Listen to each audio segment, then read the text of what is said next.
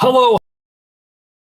I don't know what I'm doing here. Sean just messages and is just like, hey, I'm taking tonight off. Can you do the post Smackdown show? Jeff Hawkins is going to be your co-host. Don't be miserable this time. And I said, all right, I'll try. I'll try, Sean. Thanks for giving me some heads up.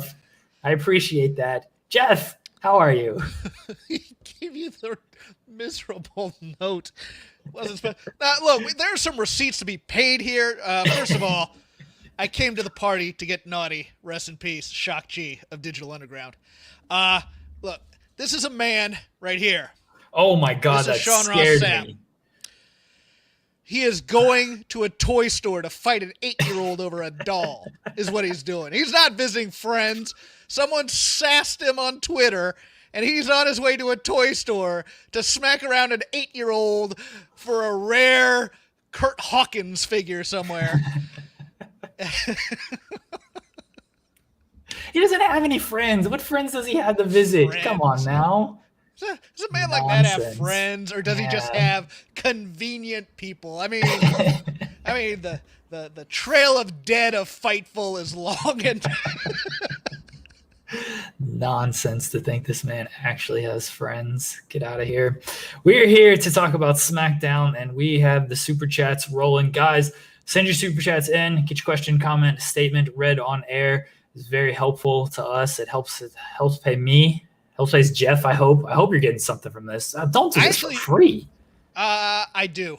Oh, you're way too good. Because way I too used good to do this for free. Because I used to get it weekly. I was like, yes, you have to pay me for my weekly thing, but the guest star stuff, I'm like, give it to the people who need it. I got a job. I'm good. I basically say, give my money to the other hosts. So we're good. All right, then get your super chats in to pay me then, if Jeff Yes. isn't getting anything out of this. I don't see any money from the super chats. I- Go to I'm twitch.tv. I'm getting the love and affection of the fans of Fightful. Go to twitch.tv/Fightful Gaming and get, subscribe and send bits. That all goes directly to me. No one else. Jeff is going to tell his bad dating story at the end of this show to set up the bad dating stories we have on Twitch at 11:30 tonight. I'm here for that. I am so here for that. It's not. Look, we may be overselling this. It was a bad date, no doubt, but it wasn't like epically. That's fine. Actually, the first time I asked out a girl, she because Tina Fey took this story, she moved to Africa 2 days later because her family were missionaries. Oh my God. Oh, I'm looking forward to your story. I'm looking forward to these stories that we have later on tonight. I've been DM'd some stuff and some people got some crazy stories. I've got one of my own that I will save. Ricardo Holt says, for the big effing star, that is for you, Jeff Hawkins. It's not for me. Ricardo Holt also says, only caught the end is Daniel Bryan leaving ASAP. A lot of Daniel Bryan super chats, so we're gonna kind of start off with this. Anthony Velasquez says, with all the rumors going around concerning Daniel Bryan, is it a coincidence that next week's stakes involve Bryan at least leaving SmackDown? What's next for Bryan? And Rob Reed says, I thought tonight was overall a pretty good show, just a couple of annoying things. I can see why they might move Bryan to Raw, gives them some new feuds, or at least the ones that haven't been done in a while. So let's start where they ended. Daniel Bryan was championing for Cesaro all night long, and then at the end of it, Roman's like, I don't like you. You piss me off. You can have this title shot, but it's the last one, and if you lose, you're out of here. You're done with SmackDown. A lot of talk after Mania. Bryan did an interview with BT Sport and basically said he felt disconnected from the match. Everyone knows his contract's coming up in the fall. He's talked a lot over the past few months of like, this is my last run as a full-time guy. I want to be a dad. I can be a part-time, work something out. What do we make of this final segment and where Daniel Bryan's going? I was almost mad at this final segment originally because I'm just like, okay, we're building Cesaro here as the star. We're building, like last week, I thought that was it. Now we got Daniel Bryan involved and we got a tag match. And then that last segment came and I went, at first I was like, and then I was like, oh, that's interesting. As for Daniel Bryan, this is the leverage he has, so he uses it to his full extent. This is what he does. He did this last time around contract time. I think he eventually re-signs with the WWE because, of course, Brie has some business dealings with the WWE, and happy wife, happy life.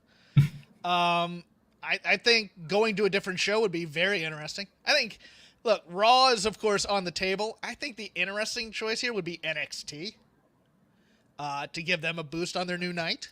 And I think Daniel Bryan would love it.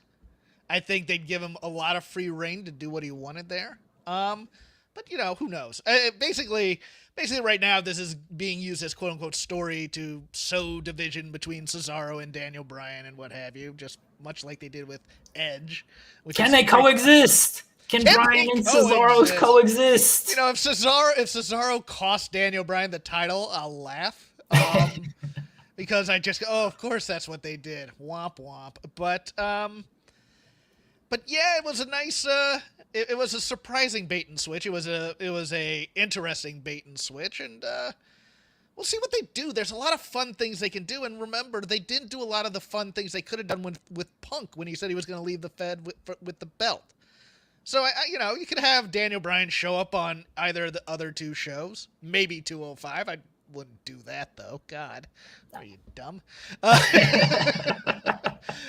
But yeah, it makes it interesting. I'd love to see kind of vagabond Daniel Bryan going from show to show, trying to find himself after having to leave SmackDown. It's there's interesting choices you could make. It just we don't know if they're gonna make them. Bryan has talked in a lot of these interviews about different guys he wants to wrestle, and he said guys like Finn Balor, Kyle O'Reilly, Walter, Pete Dunne, like guys from NXT, guys from NXT UK, and he's mentioned Raw guys as well that he hasn't been able to wrestle or hasn't wrestled in a long time. It would make sense if he's because they said off of SmackDown, right? So that gives you the out of he can go elsewhere.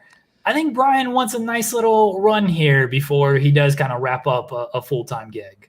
I am here for NXT UK Daniel Bryan. NXT UK is a sneaky good little 1-hour wrestling show that does its basics fairly well.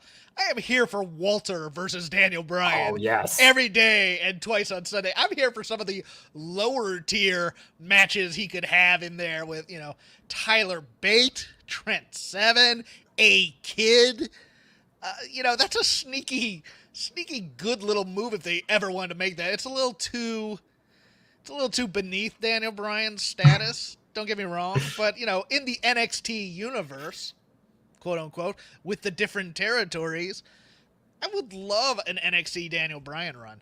I think actually the fans would love that too, because it's one of those things where there's main roster malaise in terms of how they do storytelling.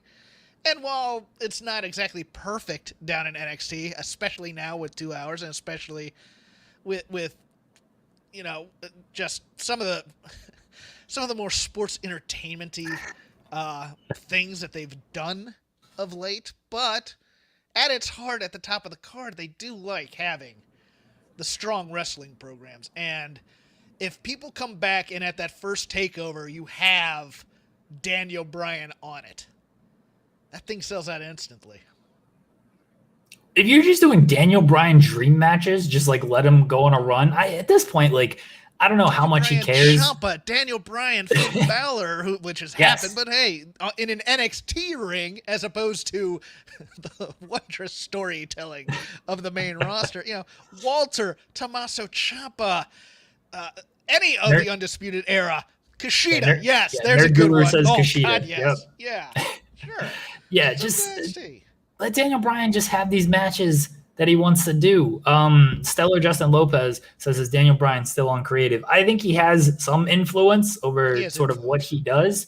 Yeah, he talked about it in the lead up of he said he just wanted to do great matches, and that's why he was wrestling Gable and Gulak and all this stuff. And he's like, oh, is this the best use of me? Should I be maybe near the top of the card? And that's when he got put at the top of the card. And now I think he just wants to go out and just have great matches against guys. I don't think he cares about, he wants to tell a story, but you can tell a story of Daniel Bryan just on a hell of a great match run, going back to ROH indie days of, hey, let me prove that I'm just the absolute best in the world at what I do. And You do that with Bryan, you go anywhere you need to go. Ricardo Holt says, it is sad that I trust WWE 100% to screw everything interesting about Daniel Bryan. No, yeah, I like this. I'm going to address someone in the chat. Yes, I am aware UE is done. I'm just saying any member of that crew, if they wanted to wrestle Daniel Bryan, would be great. Not as a stable. Yeah. Yes. How is that? Come on, guys. Come on. Sorry. What are we doing? That one kind of got. And for an earlier chat question, real quick, Mark Carrano was the big name that got fired due to the trash bag thing. Yes, we will talk about that probably the end of the show. We'll get into Carrano and all that. So you guys, if you have opinions on Carrano being fired and Mickie James and the trash bag gate, hefty gate, I believe is what they're calling it. Because they came out with the ad the same day. Yeah, what timing that was. That one was tough. People are like, Daniel Bryan versus Adam Cole's already. Who cares if it already happened? You guys don't want to see it again? What's wrong with you guys? You're not wrestling fans. You're not Daniel Bryan fans. As a person who went to PWG shows, yes, I want to see all those rematches in a bigger stage with a bigger arena. Are you kidding me? Already happened. So what? Still want to see these matches with Daniel Bryan. Come on, guys. Walter Ciampa's happened already. I don't want to see that ever again. Sorry to bury the chat, but sometimes I always bury the chat. They love it. I think. I don't know. They love it on our show. I don't know about this show. Yeah, okay. Yeah, they love it on our show, and we're over with what we're doing, so maybe it'll work here.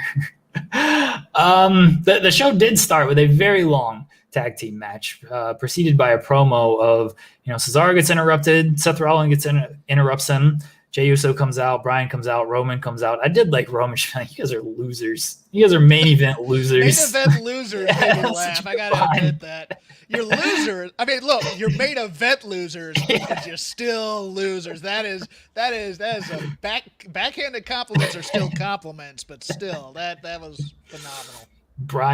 Roman is fantastic, absolutely fantastic. It all sets up a tag team match that is won by Bryan and Cesaro against Rollins and Jey Uso. What do you think of this match? It was a fun little 3-segment match. I enjoyed it. But again, in the back of my head, I was like, I thought they were building Cesaro this whole time, and then it made sense in the last thing. But just watching it, you kind of go, okay. Seth Rollins, his mustache twirling stuff is a little much for me at this time. But I don't know. What are we talking? Come on, Jeff. You got to embrace the vision. Embrace the vision, Jeff. Come on. I see you. Jeff. Embrace it. Let me quid pro quo you. What did you think of McAfee's second week? Oh, I thought he was good. I liked him last week, though. So yeah. I didn't think he was bad last week. I know he said he stunk, but I thought he was good last week. I thought he was good this week. Yeah, you can tell some of the notes he's getting, though. That's what's worrying me just a little bit. Like the disdain. They were like, he hates that guy. Well, I would say more he disdains him. No, hate is good. Leave that in there. No, let people hate each other in wrestling. I'm here for that. Yeah. That was a little frustrating, but and he has to stop mumbling under his breath. He'll push a joke out there, and then it's that kind of thing needs to stop a little bit. But yeah, no, I like his energy, but then again, I like Samoa Joe's energy too. So I think he'll continue to get better, and then if hopefully Vince doesn't produce him too much. Yeah, the match itself noticeably long. Went a long time. It was one of those things where I'm like, this is almost pay-per-view level length right here. But I think Jey Uso needs those kinds of matches to help rebuild credibility, because he's always seen as kind of Roman's red shirt to get sent out there before the actual match. So it's good to give him some offense in there. And now there's a possibility we get a Jey Uso Seth Rollins match out of this. I wouldn't mind that either. Rollins did walk out. Like, Jay definitely needs some credibility. A long match is good. He still lost. Like, this man is just eating pinfalls all over the place. And like, at some point, like, it'll be main event Jey Uso. He needs to pick up some victories here. Cesaro swings Jey Uso about 300 times, as Bryan just begs and goads on Roman Reigns to come out here. Doesn't happen. I thought maybe Jimmy was going to come out. Like I was feeling bad for Jay. I was like, I know he's the whipping boy and everything, but man, can nobody save Jay? Where's Naomi? Somebody help him out. Yeah, that's weird. I was, part of me really wanted Seth Rollins to join that whole faction. Oh, Roman and Heyman? Oh. Yeah. But see, they're not part of the vision. Seth is his own vision. Well, Seth's vision has kind of taken a couple of back steps, so you kind of need a benefactor to get it back going again. And if Cameron Grimes isn't going to pay for it, you might as well. Get the big dog involved. I like those factions with like different temperaments and characters within them. That kind of makes it. I just thought that I thought they were kind of heading towards that, but Seth as Bad News Brown walking out on like Bret Hart and stuff like that is fine. I can get behind. I've booked this whole thing in my head now. I can get behind like Seth, like using Roman and Heyman of like, see, they get it. They embrace the vision, and Roman just being completely dismissive of it. Just like, no, what? Like not even caring about it. And then it leads to a big Seth babyface turn because he's fantastic, especially in the ring as a babyface. I mean, he still wrestles like a babyface. So he should have been a babyface when he came back. He's totally miscasted this role. When No, the vision. The father has come back after taking out your hottest female superstar. He's here as family man to do. Yeah, he fathered the whole brand. That's what he's the father of. He fathered this whole brand. So now he looks down on them. They gotta look up to him, and they ain't respected him. So he's a heel. I agree. Bring out the kid with a shirt that says "the boy," and then it'll be great. Or is it the boy or a girl that he had? I think it's a boy. Oh, it's Rue. It's a girl. It's Rue. Yeah. Rue. Names with the gravy. Yeah. Rob Reed does have a super chat about the Pat McAfee. He says, "Am I the only one who heard a female voice feeding a couple of lines to McAfee tonight? I swear I hear a woman say one of his lines just before he did at one point." I didn't catch that. Okay. There you go. All right. So we get that. We got the post match stuff. Nia Jax, Reginald's back, Tamina. It's a WrestleMania rematch. Nia Jax against Tamina. Distraction, roll up. There's your finish. Anything? Yeah, I got a few things on this. Because it's weird. My partner on Shake Them Ropes, Chris, has the best name for Reggie. He calls him Reggie Bechdel, as in Bechdel test. Whereas Bechdel test is a term in Hollywood for people who can't write women. Any two women who are in a scene together will always talk about a man that they are dating or whatever if it comes to it. I see no value in the Tamina Natty team. They are great veteran performers. I just don't see why we're investing in them post WrestleMania right now. I give some love to Tamina because nobody else ever will. She is one of the most underrated comedians on the roster in terms of her reactions and things like that. I adore watching someone say something ridiculous and she's just staring at the camera with just this death stare. The match itself, look, if they didn't do distraction finishes so much 3 times a show, these things would be effective. But they're dumb. I want to buy Adderall for the entire roster so they can focus these highly trained athletes because music distracts them, people distract them. They can't concentrate on their actual job function from day to day because people are going, no, this is stupid. What is the investment in Reggie going to do, really? Nothing. It's just, it's a terrible story, and Shayna always looks the worst for it. And she's the one with the most skill out of all these 4, in my opinion. They were building up Nia. Like, Nia had pinned Sasha. She pinned Asuka. Like, she was winning these matches, and then they're just going to beat her with a distraction. They love our show. Heyman got demoted from creative. That's what we all know what happened here. He loved her. They debuted her as a vampire. I was kind of hoping her eye makeup would get more and more ridiculous because it was just getting raccoon-esque for a while there.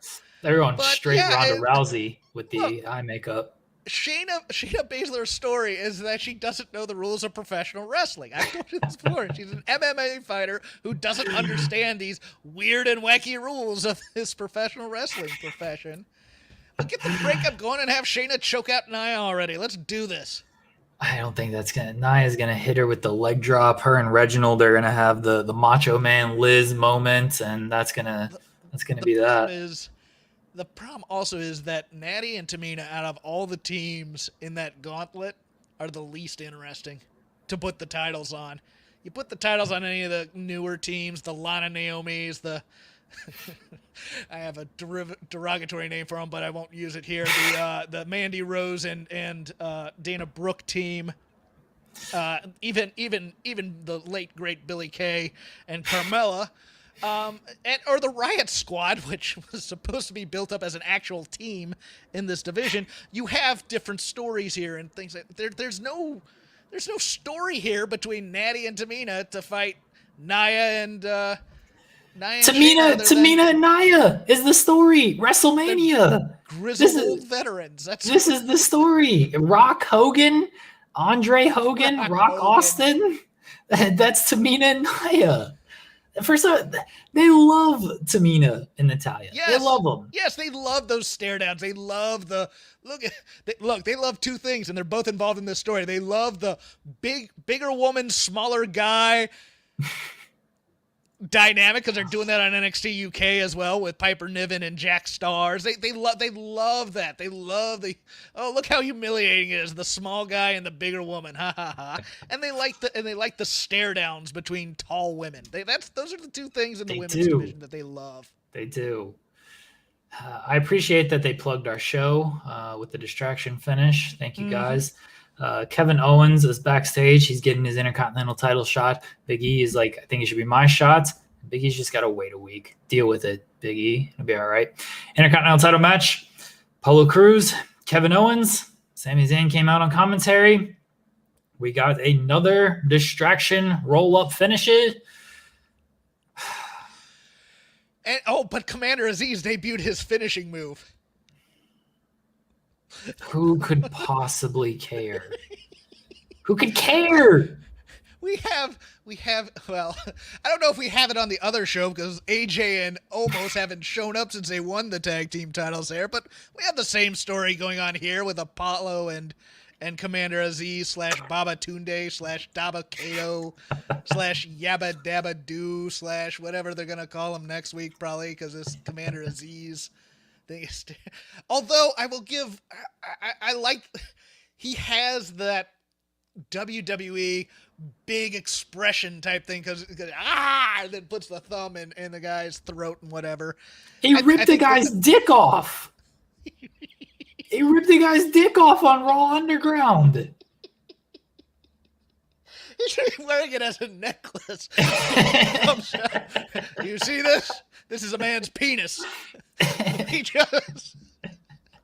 Yeah, I mean, it's so weird that he's the guy who's going to be taken care of when Big E really needs.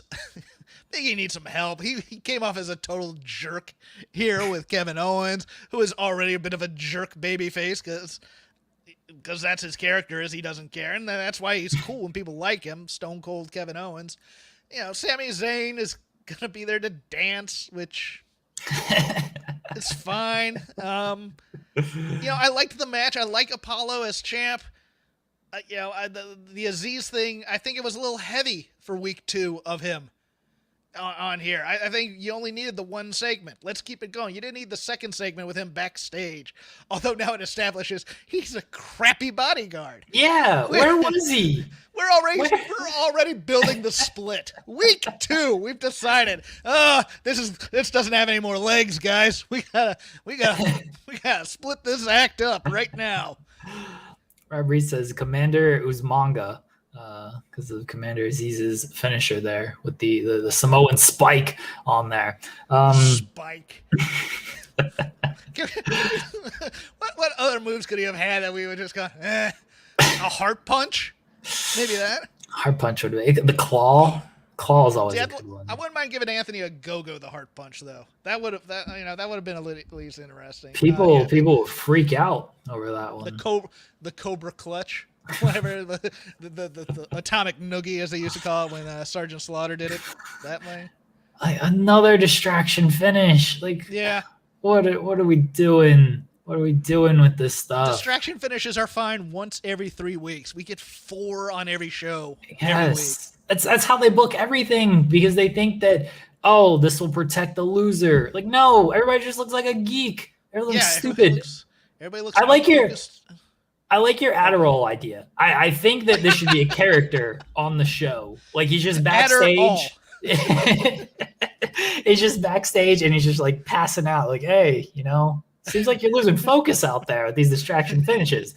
Got some stuff. Gorilla, just here's the pills. It's just like the old days. Come on back. It's like the 90s, guys. Every pill available. Just an Adderall dispenser before you go out there. Just put your hand under it, take it, go out. I am so focused right now. You would not holy. And they all become like Otis on the Alpha Academy, just focused and ready to go and competent and smart baby faces who have friends and they make good plans. And hey, 3 guys are coming out to the ring and for my one-on-one match. Maybe I should go out there alone. Takes the Adderall. Hey, no, I should go back and get some guys to help me. That'd be a great idea. We've booked it. We've saved this distraction finish nonsense. We've done it. Can you believe Sean Ross Sapp is missing all this greatness right now? Big E. Adderall. That is a great. Yes. There we go. Part of the Ugandan Navy out there. Commander Aziz. That's his supervisor. Admiral Adderall comes out. We had Big E attack Apollo, as we said. Admiral Adderall is a terrible bodyguard. We had the rematch next week. Do you think we're doing a title change next week? No, I think we're getting some sort of multi-person schmaz, like a ladder match or something. Oh, eventually. Boy. Love those. They didn't have one at Mania this year, so they got to do it at some point. So WrestleMania Backlash. The real question is, can Commander Aziz and Apollo coexist because they're both entered in it, or Apollo's entered in it and Aziz climbs the ladder and gets it and hands it to him. Oh, but look at the look on his face as he hands him the title. Go ahead. Alistair Black vignette airs. He's reading from a book. He's a dragon. That's all I got out of this. And he a people dragon, are fertile. or is his dad a dragon? Does he want to be Ricky Steamboat?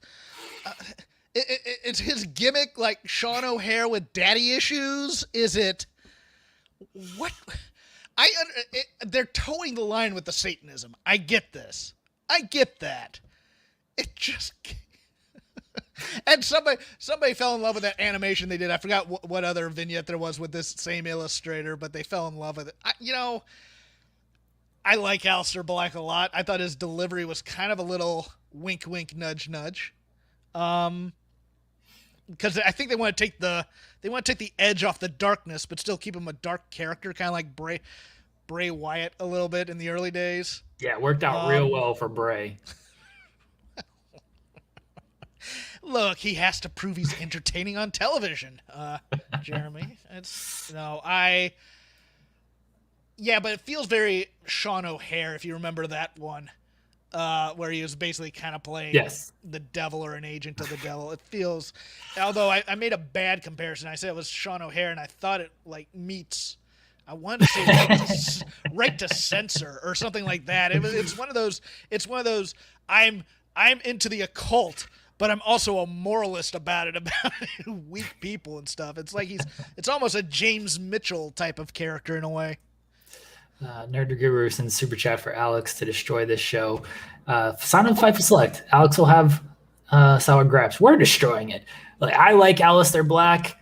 I was listening to Alistair Black promos when he was, Alistair Black, and he would raise up from the floor and everything.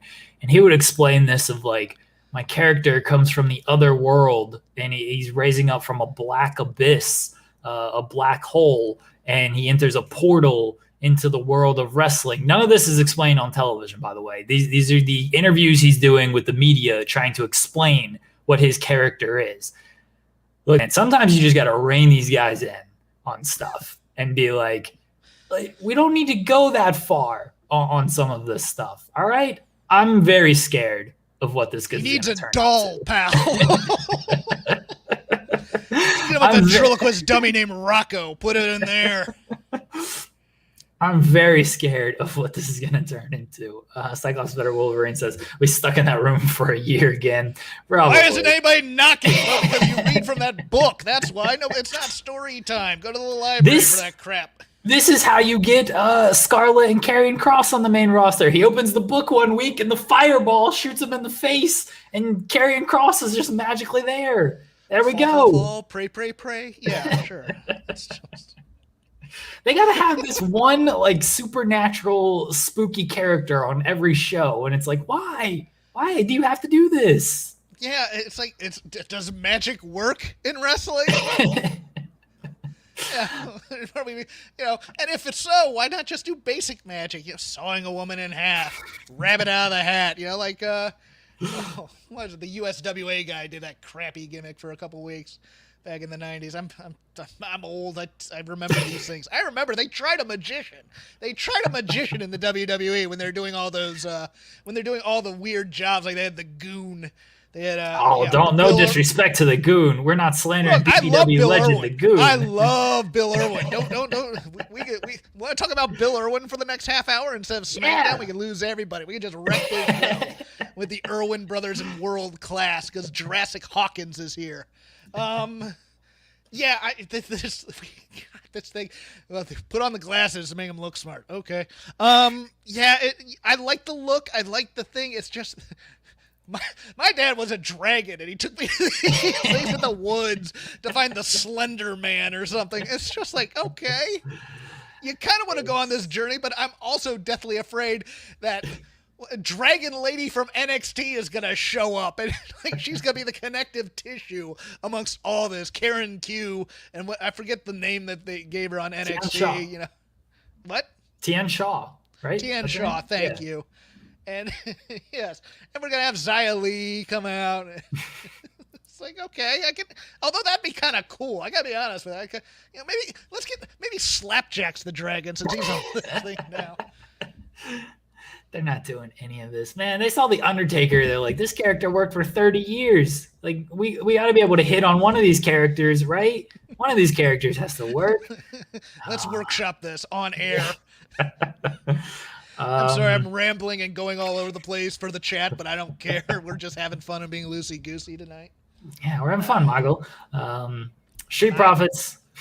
Street Profits are interrupt Ziggler and Rude, and then they won a title match because of course, and then Bayley comes in. Bayley's ready to talk junk about Bianca. Bianca's not there. Montez calls her up. Bianca just shows up. She's there after the break. Bayley plays nice and was like, you are the EST. You proved yourself. Good on you, kid. And then she leaves and she walks back. She starts laughing. We're getting Bianca and Bayley at WrestleMania Backlash. I'm here for the match. Yes. The promo. First of all, shout out to Dolph Ziggler for the Animal House reference. Get that 50 demographic going on the references. Love Animal House. Come on. One of the more overused tropes, especially they do this with the women's division a lot, is the disingenuous promo where it's like, I'm going to give this heart, ha, just kidding. It doesn't work. It doesn't work ever.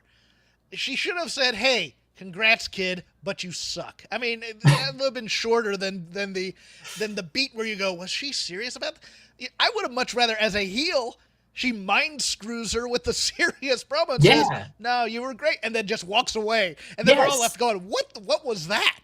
What the heck was that? Okay. Now, Bayley, the mind game queen, I'm here for that, as opposed to Bayley, the Weasley talk show host. Okay. It's I like the point by, I think it was Daily DDT, want to give credit where due, where it's like, well, this shows that if they want to return her to a babyface, she can do the promo. It's like, yeah, but we know she's a good babyface. I mean, I want to see her be... There are levels of heeldom. I want to see her get past Honky Tonk Man. kind of thing. Although she's a much better wrestler than Honky Tonk Man ever was.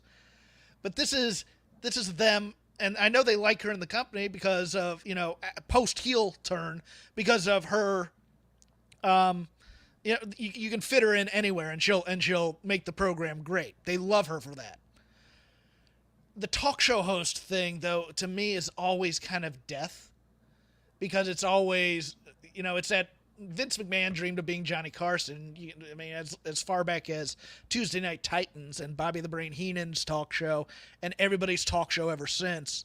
It's another overused trope, but I want to see the more plotting heel, the mastermind heel, the heel that has their psychology down and is staring and is confident and is staring Bianca in the face and goes, I know I'm better than you.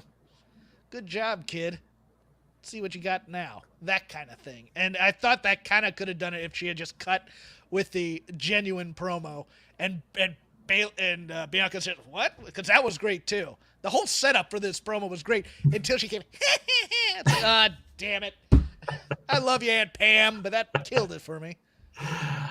Trey Knight says, I'm already hyped for Bianca and Bayley. Hashtag FTF. We're using the wrong hashtag on this show. Trey Knight. It is a match that might steal the show, to be honest with you, and probably should steal the show because they are both great. And Ryan Martin says, do you think Bianca gets a lengthy title reign? Seems as if they're positioning her as the face of the SmackDown Women's Division. Also, does Rhea retain at Backlash? First title runs with Vince, if he has full faith in either of them to carry this division for years, it will be lengthy. If not, it's going to be that toe in the water thing. Then we're going to see the stories of, and after that, I doubted myself. Good for her growth. Losing, good for her growth. Down. Yeah, and then they'll take credit for the rebirth when it was in them all along. But, you saw this with a lot of guys who were Intercontinental champs and became world champions. Jeff Hardy, Punk, Bryan's first title reign, even Bayley's first title reign when she was brought up. Charlotte in some ways, heck, Sasha never defended the title up until successfully until this last run. So I'm going to say it's going to be 50-50. I'm going to say he's going to pull the rug out from one of them. And I'm guessing it's probably, given his predilections, he's going to pull the rug out from Bianca earlier than Rhea. See, I think it's going to be Rhea because you got Charlotte just waiting there, and we know the Charlotte love. Bianca, like they clearly like Bayley. I think you can have Bianca beat Bayley and it be okay. I could see, if we're gonna shuffle people around though, I could see somebody else taking the title off of Bianca. Well, she's facing Bayley at WrestleMania Backlash. Bianca's not losing at WrestleMania, or she's not losing the title. Distraction finish. Maybe Sasha and Bayley get back together, which doesn't make story sense. Yes, well, who cares about that? Who cares about story sense when you can just create moments? You can create the moment of Sasha and Bayley getting back together and helping each other. Yeah, I need Bayley. I need Bayley to get some wins in the next few weeks, though. Like, if you're just gonna give her a title shot, give her some wins to build her up. Because last time I saw her do anything physical, she was getting beat up by the Bellas. Nia, Tamina, Natty. They got plenty of people she can beat. 6 weeks of the Riot Squad back and forth. Yes. Yeah, sure. Nerd Guru says if Bianca has to lose, have it to be heel Becky. Becky ain't coming back as a heel. Becky ain't coming back as a heel. Are you kidding me? That would be burning money. Yes. That'd be like Bayley's first run on the main roster. That's just burning money right there. Just pushing her as a strong baby face. Yeah, Becky not coming back as a heel. Bring back Becky to lose to Alexa Bliss hitting with a kendo stick. Actually, you know what? That might be who Rhea ends up losing to. I know Charlotte's out there. I still think. Go ahead. I still think it's going to be Charlotte. Like, they just love Charlotte too much. Just put the title on her. Yeah, but they gotta pace themselves on this tying dad thing. So I could see them moving like Charlotte to SmackDown, and then like Alexa wins with the doll. Oh my God. Oh no, I have Alexa and it could set off. Oh no. Oh, and Alexa wants in this title picture too. This Alexa, do you want a title shot?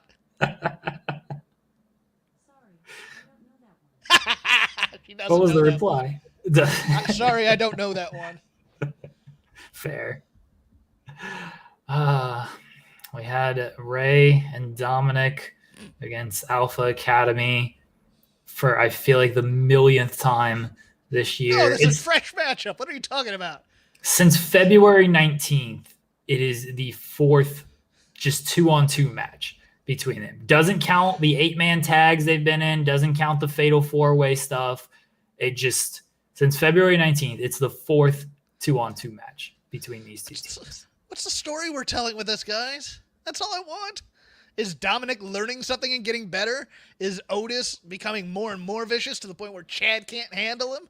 Give me something other than, here's 4 guys in a match and, oh, Rey Mysterio is a legend. Yeah. That's the story. Great.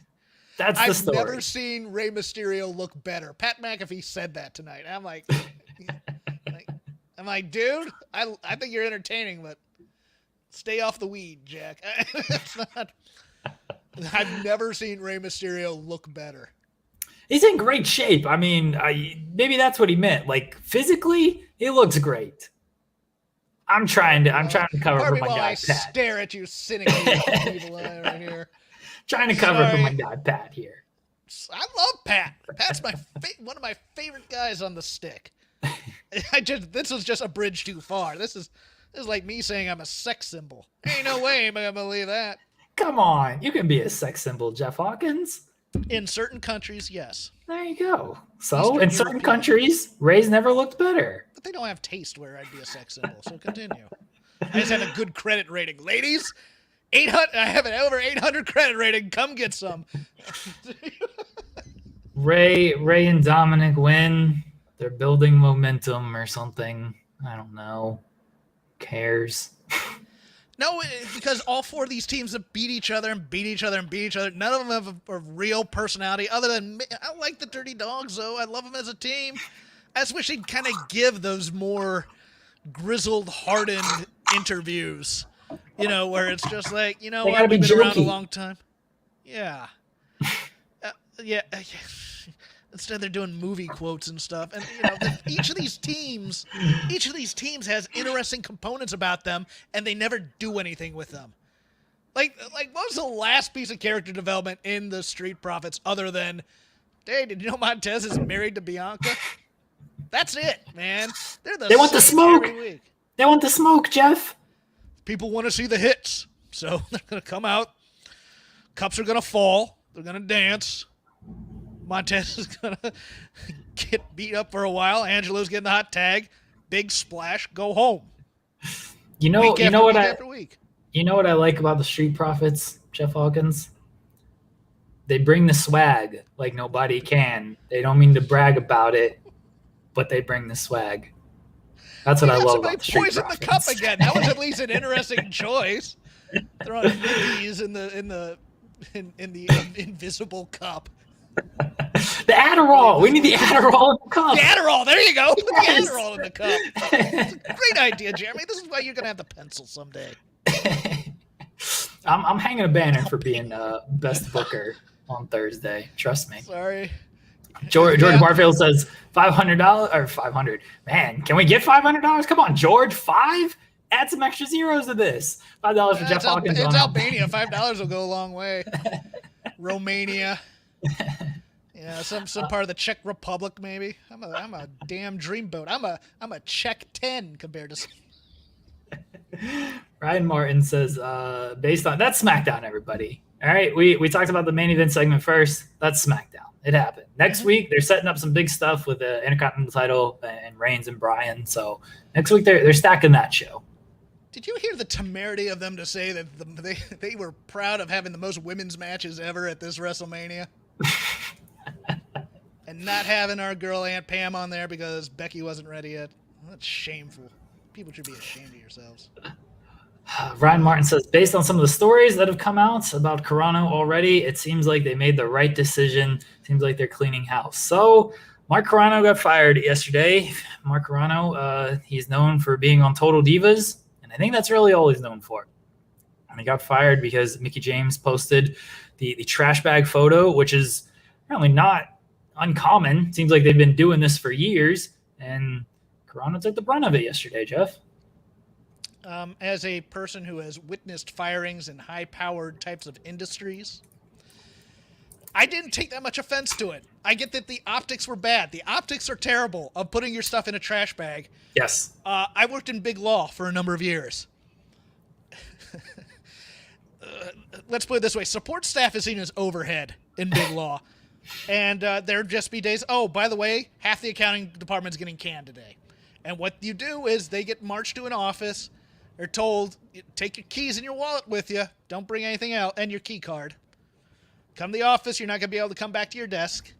Somebody in the department is then in charge of putting all your stuff in a whatever document storage company you use. They have boxes all around. Ours was always Iron Mountain for those who work in large industries. So all your stuff is then packed in there, not really bubble wrapped or taking care of if it's fragile or not. And then you hand it to the mailroom, who puts it in a bigger box, and they ship it to you. There are some things about this that really bother me. Number one, Mickie James should be the exception to the rule. She's a 20-year vet.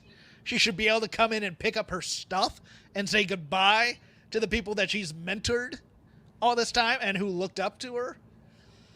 Also, some of these firings I find questionable. Like, they fired, let me get the exact titles here so that the VP of Communications, the Manager of Publicity and Corporate Communications, the Chief Marketing and Communications Officers were all fired. All that is the McMahons going, we needed messaging on this, and you guys let this get out. You all are fired. Oh, we're really sorry this happened to you.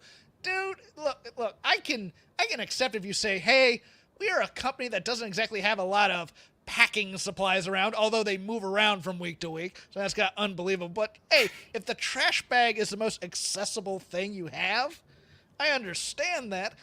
On the other hand, you're firing your communications team because this got out. It's not like WWE has this long history of man, you've really...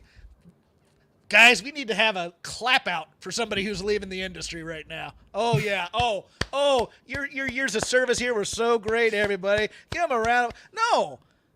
No. A terse, we wish you the best in your future endeavors. In Hollywood, they just throw your stuff away, which is kind of rude, to be honest with you. Screw that guy. But it's... To me, it's the reaction that's always worse. It was just, they're demoting John Cone. And, to me, it's always... Okay, find out who did this. This is not gonna... I am shocked that these types of firings are You're winning, sir. Like Claude Rains in Casablanca. Of course this was going on, and of course everybody knew about it. The real crime is that this got out, and that some talent, and especially the male-female dynamic of the whole thing, it makes it feel sexist because the optics are, you're telling me that a woman is trash. And I don't think that was intended. Don't get me wrong. I'm not going to absolve WWE of this. I'm not going to say, oh, man, what a great supportive company they are with their employees when they fire them, because they don't. It's very, you get a cell phone call after being told that you're safe. All these stories have come out about how they treat people and stuff like that, so we know what we're getting into. This is the life we chose, to quote Godfather 2. So... It's just that was the part that got me, was all these communications people getting the boot. I'm just like, yeah, somebody screwed up on messaging on this, and the circle of trust was broken about how they fire people. But you got your stuff in a trash bag? Yeah, I can see that. That's in character for this company, don't you think? Like you said, like in a lot of major businesses, that's pretty much how it happens. You gather your things. Usually it's a box. They could have just, if done you're a box. cut in football, because I tried playing college football, which is a stupid move on my part, ruining my GPA in my nerd school. If the other players haven't raided your locker yet, you get a laundry bag, but that's not much better. Yeah. It's usually a giant plastic bag that's clear so they can inspect it to see that you're not stealing anything or you didn't bring your playbook. Or it's a trash bag. It's a big bag to have around and they're cheap and you're not really worth much after you're cut, so get out. That's the one thing they want is they want you out of the building as soon as possible, and everything else after that is a luxury. You're lucky to get your stuff back as long as it's not valuable. As long as it's valuable. Yeah. So I wasn't, but that's my cynicism. I can trust me. Anybody upset by this? Completely understand. Completely. It's yes, they are a heartless garbage organization at times. I get this. And you should be mad at times. Read about Hollywood. That's what I tell people. And it's like, because they treat people like that every day. So I'm used to it. So my skin is a little bit tougher about it. The optics is definitely the thing that Yes. wasn't good. And not even the male-female thing. Like you said, the subject is. Yeah, Mickie James, who's been there. I know she went away for a little bit, but respected veteran, helped a lot of people. Everyone loved her. Just try to be better. Try to be better at that stuff. The other thing is they don't treat her well. They never treated her well when she was there. Anybody remember Piggy, Mickie James? Yes. And they called her old on screen. and when they talk about the history, it's always Trish Lita. When Mickie James was out there killing it, man. She's the third wheel in the women's division. She should not be the third wheel, especially when she came back and had that magical match against Asuka at NXT TakeOver in Toronto. She is fantastic. She's going to make a great addition to probably NWA Power, I think. That's probably the most likely, if not going back to Impact Wrestling, almost called it TNA. Apologies. But she still has stuff left in her, and of course this is a company that thinks it's a film company and thinks it's a Hollywood studio. So it's about 40 over the hill. Got to get out of there. It's about to be, because you're right. They're releasing people who had titles. What did they actually do?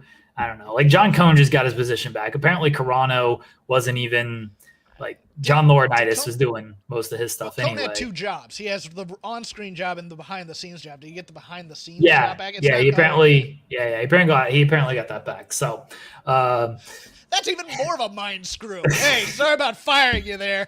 Want your job back real quick? We might have been a little bit too rash in our decision making here, and that's gonna put full faith and confidence in your employees. Oh, really? Nick Khan's getting his people in there anyway. So this is just a good reason to be like, hey, what positions can we just kind of cut, make it look like we did something, so Nick can Every get vice his eyes in president there. should be nervous because those are the first to go. Always. Evan Wright says, paying to say Jeff's Twitter jokes suck. Hey, well, that's $2. Thanks, Evan. You paid for him just now, you dumbass. How you like that? I just made $2 more in comedy than you'll make in your entire lifetime. Rob Reed says, I know this isn't technically part of SmackDown, but I love The Conjuring is now using the excuse I used to make whenever I was caught doing something I shouldn't as a kid as the new subtitle. I don't know what The Conjuring is. Is that a show? Isn't it that kind of movie universe with like Annabelle and crap? The doll. No idea. I don't watch horror. I don't like horror. I don't either. So yeah. I don't know it. And yes, man, this is as harsh as I've ever been on a Fightful audience, and I worked for Fightful for a few years. Guys, at 11:30, we'll be on Twitch, twitch.tv/Fightful Gaming, telling bad dating stories. Jeff Hawkins, you have a bad dating story? Okay, my first real date. Asked a girl out. Nervous, of course. Would you like to go out? And she goes, why? And I just, it's all downhill from there. But I thought it was, it's the thing you do when you're a sophomore or junior in high school is you date. Okay, let's go out, whatever. And of course, it's also a bad sign when they go, hey, can I just meet you there? So you don't even want to get in the car with me, but I remember my dad being unusually proud of this moment in his oldest son's life. But he drove a Honda Civic station wagon at the time. I recall this. And he went to work that day, and it happened to be a potluck day. And he had a crock pot full of chili on the front seat. And it spilled on the way there. So on the night of my very first date, the afternoon, I am spending cleaning this car in case, because the whole "can I meet you there" came last minute, which was a womp womp moment for me. But I'm just trying to get the chili smell out. The number of air fresheners in there was just amazing. I think I had a dispensary in that car for some reason. And it was just awkward. And, I made that classic rookie mistake of going to a movie. First date. You're just sitting in the dark for 2 hours. You don't talk to the person at all. You don't get to meet them at all. It was just awkward. And then some dude stole her. So Wow. Yeah. So you're smelling like chili. Hey, are you going out with Amanda? Yeah, not anymore. You're not. Just, really? All right, fine. I guess not. Wow, Jeff. I'm sorry. Dude, it was 30 years ago. I'm over it. Kind of. Still a little angry at the dude. George Barfield says paying in U.S. dollars, which is greater than Canadian, to say I like them. So there you go. He likes your jokes. Some good old American ducats, which may not be worth much soon. Thanks.